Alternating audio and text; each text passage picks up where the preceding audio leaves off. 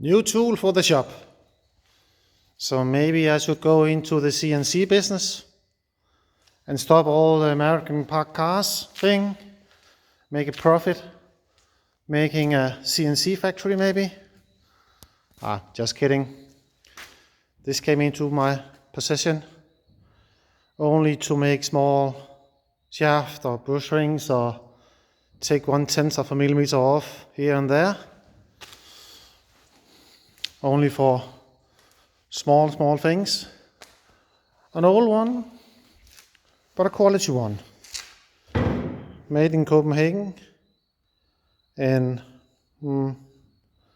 I don't know, long time ago. Doesn't matter. But it's fully working, operational, can be used. Nice, sometimes because I need to take 1/10 of something, making a small bushring out of piece of round steel or brass or stainless steel.